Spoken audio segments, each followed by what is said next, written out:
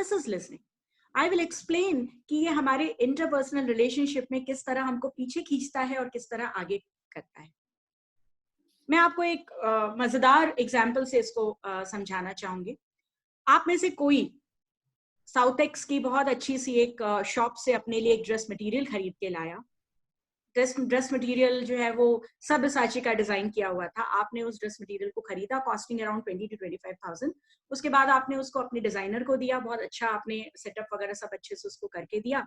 उसके बाद जब आप उस ड्रेस की डिलीवरी के लिए गई तो आपको पता चला कि वो ड्रेस उस लेवल पे नहीं बना जैसा आपने एक्सपेक्ट किया. Okay, so this is the case. आपने एक बहुत ही एक्सपेंसिव ड्रेस खरीदी, उसको एक डिजाइनर को दिया, वो डिजाइनर ने उस ड्रेस को खराब कर दिया. नाउ योर मूड ऑफ, आप उस ड्रेस को लेके घर आए. नाउ जब घर आप आए, you are in a bad mood. आपने वो बात शाम को अपने हस्बैंड या अपने बेटे या जो भी आपके आसपास है उनके साथ वो बात कही. ठीक है, please give attention on my words, they are very selective. आपने अपनी बात कही, आपने बताया कि ऐसे ऐसे मैंने एक ड्रेस खरीदी और मेरे डिजाइनर ने वो ड्रेस बिगाड़ दी.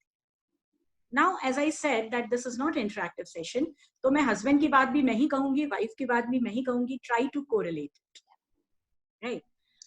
जब वाइफ ने ये बात अपने हस्बैंड के साथ शेयर करी तो देयर आर मल्टीपल वेज कि हस्बैंड रिएक्ट करे, राइट. पहला वे होता है जब हस्बैंड ने ये कहा हो, अलग अलग तरह के हस्बैंड होते हैं. किसी ने ये कहा कि मुझे पहले से पता था कि वो डिजाइनर ठीक नहीं है, मैंने तुम्हें कई बार उस डिजाइनर के लिए बोला था कि designer is not good, but still you are going there. See the result. Okay. Are you satisfied with such answer? Are you satisfied with such answer? No. A very big no. Second type of husband, they say 35,000 का ही तो खराब हुआ है. Why you are putting this much head into this? हो गया ना, जाने दो. Are you satisfied with this answer? I don't think so. Because अगर हस्बैंड ये आंसर देता है कि 35,000 का ही तो था, छोड़ो, क्यों इतना दिमाग लगा रही हो, हम में से कई इस बात पे रिएक्ट करेंगे कि मेरा पैसा लगा ना, आपका अगर लगा होता तो वो पेन आपको होता, मेरा लगा है तो इट्स वेरी इजी टू से 35,000 भूल जाओ, something like this. Sometimes husband में से 35,000, are you joking, how can you be so careless. ये भी एक रिएक्शन हो सकता है. नाउ इस रिएक्शन पे भी मल्टीपल तरीके से हम रिएक्ट कर सकते हैं. हम ये भी कह सकते हैं कि अच्छा, आज 35,000 का नुकसान मेरी वजह से हुआ तो यू आर शाउटिंग, यही नुकसान आप करके आते हो तो मैं तो कुछ नहीं बोलती हूँ, right. So are we satisfied with any of the answer given by our husband? A very big no. आप मल्टीपल आंसर सोच सकते हो अपने अपने हस्बैंड को, अपने अपने बेटे को, भाई को उसमें फिट करके, आप या बेटी को, किसी को भी, माँ को, किसी को भी उसमें फिट करके आप वो आंसर सोचो और ये सोचो कि क्या ये आंसर आपको चाहिए था. नहीं. You will never get satisfied with any of the answer. Why? A simple reason behind this, आपको आंसर चाहिए ही नहीं था.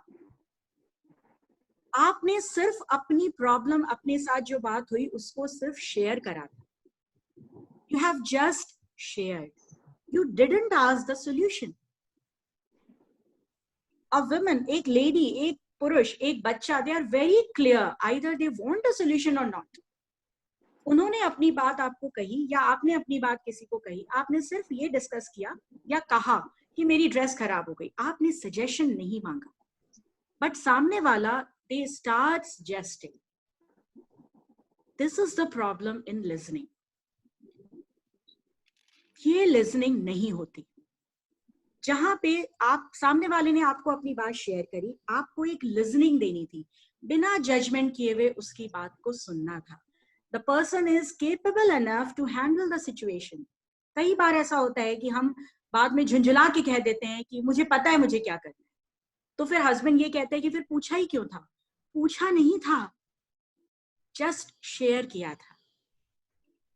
Now you can correlate this incident with everybody in your family. कई बार बच्चे, ग्रैंडसन्स हमारे पास आते हैं, हमारे nephews, हमारे niece हमारे पास आते हैं. They talk something about their friends, they talk something about their parents, they talk something about their teachers. And what we do, we start giving them ज्ञान. अच्छा, तुमने टीचर के साथ ऐसे बात करी, you are not supposed to do like this. अरे सुन तो लो कि वो बच्चा क्या कह रहा है, सुन तो लो। कई बार ये प्रॉब्लम हस्बैंड वाइफ के बीच में अक्सर होती है। हस्बैंड ने अपने ऑफिस की कोई प्रॉब्लम, बिजनेस की कोई प्रॉब्लम आपके साथ आके डिस्कस करी, वो डिस्कस कर रहा है, वो सिर्फ ये कह रहा है कि मेरे एक फ्रेंड ने मुझे डिच करा, या मेरी ये डील कैंसिल हो गई, या something like this. What we do, हमारे अंदर का रेस्क्यू वाइफ जाग जाती है और हमें लगता है कि दिस इज मी जिसको अपने हस्बैंड को बचाना है, दिस इज मी जिसको मुझे अपने बेटे को या बेटी को या बहू को या एनी XYZ हमको बचाना है। We don't give listening, we start giving solutions. सामने वाले को सॉल्यूशन नहीं चाहिए। अब लिसनिंग जब आप उसको देते हो विदाउट जजमेंट, वो पोरिंग करता है, वो उसको एक वॉश बेसिन चाहिए जहां पे वो पोर कर दे अपने आप को, कंप्लीट हो जाए, कंप्लीट फ्री फील करे, and then he can she can think some new possibilities. So interpersonal relationship में स्पेशली ये लैक होता है, जहां पे हम, इसीलिए मैंने आपसे कहा कि throughout 45 minutes try to listen, be connected. The moment you start giving your suggestions, your advices, a rescue mode, वो वर्क नहीं करता। अब कई बार लोग इसमें ये कहते हैं, then what is the role of ours in family? हमारी प्लेस क्या है फैमिली में? स्पेशली जो हमारे घर के एल्डर्स होते हैं, वो ये कहते हैं कि अगर हमें बोलना ही नहीं है, कुछ बीच में जाना ही नहीं है, तो फिर हमारी वैल्यू क्या है लाइफ में? बिलीव मी, किसी को अपनी लिसनिंग से एम्पावर करना बहुत डिफिकल्ट होता है। एज अ काउंसलर हमें यही करना होता है। जब हमारे पास आप प्रॉब्लम लेके आते हो, सोल्यूशन देने के लिए हम उछल रहे होते हैं कि बस आपकी प्रॉब्लम सुने और हम आपको एक सोल्यूशन दे दें। लेकिन अगर वो सोल्यूशन हम आपको देंगे, आप अगली बार फिर किसी पॉइंट पे जाके अटक जाओगे। उससे बेहतर उस लिसनिंग को दे के उसको खुद एक्सप्लोर करने के लिए पॉसिबिलिटीज हम दे देते हैं जब हम लिसनिंग देते हैं। तो इंटरपर्सनल रिलेशनशिप की ये पहली चाबी होती है। अब इस एग्जाम्पल से आप कहीं भी कनेक्ट करो अपने आप, और आपको ये देखना है कि कहाँ पे मैंने लिसनिंग नहीं दी और अपने अंदर की रेस्क्यू पर्सन को मैंने बाहर ला दिया। और इसीलिए हस्बैंड कई बार ये कहते हैं कि मुझे इस बारे में बात ही नहीं करनी। बच्चे हमारे पास बैठते नहीं, टीनेजर्स हमारे पास बैठते नहीं, और हम ये कहते हैं कि हमारा जनरेशन गैप है। There is nothing like generation gap. Generation gap अगर होता तो दादी और पोते में पड़ती नहीं। Nothing like this. क्यों हमारे बच्चे हमारे साथ नहीं बैठते? क्यों हमारी नई जनरेशन हमारे साथ बैठना नहीं चाहती? Because the moment they start sharing, आज इंस्टाग्राम पे पता है एक अननोन पर्सन ने मुझे लाइक भेज दिया, कमेंट भेज दिया, वी स्टार्ट रेस्क्यूइंग। मैंने पहले ही बोला है ये प्लेटफॉर्म गलत है, तुम सुनते नहीं हो, किसी दिन पछताओगे। हम हर वो नेगेटिव एस्पेक्ट उसके सामने रखते हैं जो as a parent, as a wife, as a husband, as a brother, in any relationship, even as a boss, even as a employer, हम इस चीज के हर नेगेटिव एस्पेक्ट को उसके सामने रखते हैं और वेट करते हैं कि वो कब फंसे और कब हम ये कह सकें कि देखा मैंने तो पहले ही कहा। तो इनफैक्ट हम उस नेगेटिविटी का वेट करते हैं। तो रिलेशनशिप को स्ट्रॉन्ग बनाने के लिए, अपने आप को पावरफुल बनाने के लिए, पहला कीवर्ड, पहला जो टूल है, that is listening. So next time when you get captured in any such event or moment of your life जहां पे आपको लगे कि आप सामने वाले से डिस्कनेक्ट हो रहे हो, तुरंत अपने दिमाग को अलर्ट करिए कि कहीं आप लिसनिंग की जगह जजमेंट तो नहीं दे रहे हो। हम सलमान खान की पिक्चर देखने जाते हैं, जैसे ही सलमान खान पर्दे पे आता है, हम तुरंत उसके लुक को स्कैन करके जज करते हैं और ये बोलते हैं कि ये दबंग में ज्यादा बेटर दिखा था। और the moment we start judging this, we get disconnected with Salman in this movie, और वो मूवी हमको पसंद भी नहीं आती। ये होता है, यही होता है। सो इंटरपर्सनल रिलेशनशिप, ये इंटरपर्सनल रिलेशनशिप किसी भी लेवल पे हो सकते हैं। आपकी इवन मेड के साथ भी हो सकते हैं। मेरी मेड मेरी बात नहीं सुनती, मेरे बच्चे पे मेरी बात का कोई असर नहीं होता, बच्चे आजकल हमारी बात नहीं सुनते। जब भी आप ऐसा पावरलेस फील करें, तुरंत माइंड को अलर्ट करिए और इस टूल पे ध्यान दीजिए कि कहीं लिसनिंग छूट तो नहीं रही है, कहीं लिसनिंग की जगह हम हियरिंग तो नहीं दे रहे हैं, कहीं हम जजमेंट मोड पे तो नहीं चले जा रहे हैं। Try to become a wash basin for your near and dear ones. They want to pour out. उनको सिर्फ वॉमिट करना है। हाँ, अगर वो आपसे कहते हैं कि I need a suggestion, I need advice, then do it. Otherwise, advice देना बहुत इजी होता है और किसी को लिसनिंग देके एम्पावर करना बहुत डिफिकल्ट होता है। तो अगर आप ऐसा करते हो तो आप ज्यादा बड़ा काम कर रहे हो, rather than किसी को एक एडवाइस देके अपनी आप को स्टैब्लिश करना कि yes I am powerful, no you are not powerful.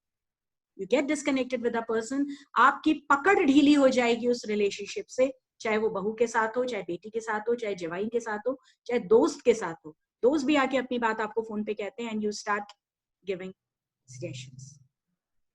सो पहला पॉइंट याद रखिए, लिसनिंग को ज्यादा पावर दीजिए, लिसनिंग पे ज्यादा फोकस करिए।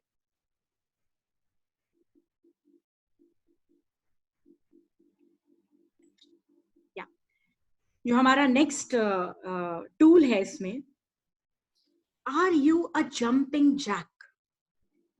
मैंने पहले ही बोला कि मैं अपने सेशंस में नाम देती हूँ, मुझे नाम देने में बड़ा मजा आता है। नाम इसलिए देती हूँ क्योंकि आप सेशन भूल जाओगे लेकिन आपको ये टूल्स हमेशा याद रहेंगे। सेकंड, आप अपने आप में ये ध्यान देना है हमको कि कहीं हम जंपिंग जैक तो नहीं है। What is this jumping Jack?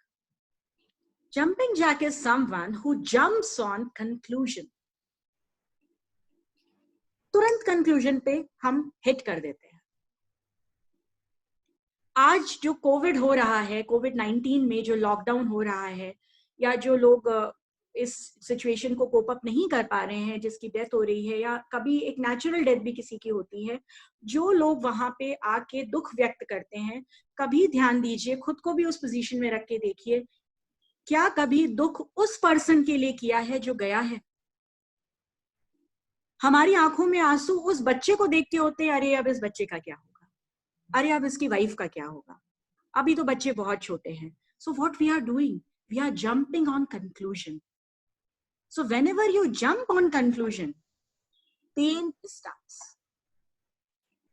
जैसे न्यूटन के लॉ होते हैं, जैसे जिंदगी में कुछ चीजों के लॉज होते हैं, वैसे रिलेशनशिप का ये लॉ होता है। When you leave the fact and jump on conclusion, you will get trapped into pain. Again, I am giving you one very nice example. आप में से किसी की बहू अगर वर्किंग है या बेटी अगर वर्किंग है, वो अगर ऑफिस से घर आती है, या आप खुद वर्किंग है और ऑफिस से आप घर आते हो, थोड़ा सा लेट हो गए आने में, कम्युनिकेट नहीं कर पाए घर पे। The moment you enter the house or your daughter enters the house, the moment you ask, अरे आज देर हो गई, यूजुअल कंडीशन में हो सकता है सामने वाला बोल दे हाँ आज बहुत ट्रैफिक था, ये था वो था, चीजें ठीक है, हो जाता है solve. But sometimes it happens, आपने सिंपल एक सेंटेंस पूछा, अरे आज आप बहुत लेट हो गए आने में, the other person jumps into conclusion. कई बार वो वोकल होता है, कई बार उसके मन में वो कंक्लूजन्स होते हैं, क्या मतलब है इसका कि मैं लेट हो गया आने में? Don't you know the traffic of Delhi? Don't you know कि मुझे आईएसबीटी पे 2 बस बदलनी पड़ती है? डोंट यू नो कि मैं क्या बाहर झक मारता हूँ? इस तरह के कंक्लूजन्स पे हम जंप करने लगते हैं। आप बिग बाजार से बहुत अच्छी एक शर्ट लेके आई अपने हस्बैंड के लिए, द मोमेंट यू से कि ये शर्ट मैं लेके आई हूँ, और हस्बैंड ने ये कह दिया कि अरे दूसरा कलर नहीं था क्या कोई, ही जस्ट सिंपली सेड क्या दूसरा कोई कलर नहीं था, but we jump the conclusion, आपको तो कुछ भी लाके दो पसंद नहीं आता। आपको क्या पता है कि आपके पास कौन सी शर्ट है, कौन सी नहीं है? मुझे पता है, आई मैनेज योर वार्डरोब। आपको पता है कि मैं बिग बाजार में कितनी धक्के खा के, कितनी गर्मी में रह के, वहां एसी भी नहीं चलता है, मैं आपके लिए सामान लेके आई, and you are simply saying कोई और कलर था। उस बंदे ने सिर्फ एक सेंटेंस बोला, क्या कोई दूसरा कलर था? वी जंप इनटू कंक्लूजन, और वो कंक्लूजन हम अपने अकॉर्डिंग बनाते हैं। इंटरेस्टिंग बात यह है कि हम वो कंक्लूजन्स अपने अकॉर्डिंग, अपनी सोच, अपने कंफर्ट, अपने दिमाग के अकॉर्डिंग एक कंक्लूजन निकाल लेते हैं, and the moment we shift from fact to conclusion, pain starts. तुरंत हमारे अंदर एक पेन डेवलप होना शुरू हो जाता है, और हम ना केवल सामने वाले से डिस्कनेक्ट हो जाते हैं, बल्कि हम उस पेन में चले जाते हैं जो पेन का कोई बेस ही नहीं होता है, और वो रिलेशनशिप में हम कमजोर हो जाते हैं। एक छोटा सा एग्जाम्पल मैं आपको अभी रिसेंटली देती हूँ। अभी मैं देख रही हूँ कि हमारे नंबर ऑफ पार्टिसिपेंट्स 33। अब suppose if I am a speaker, मैंने अभी कल एक डिलीवर किया जिसपे पार्टिसिपेंट्स 100 प्लस थे।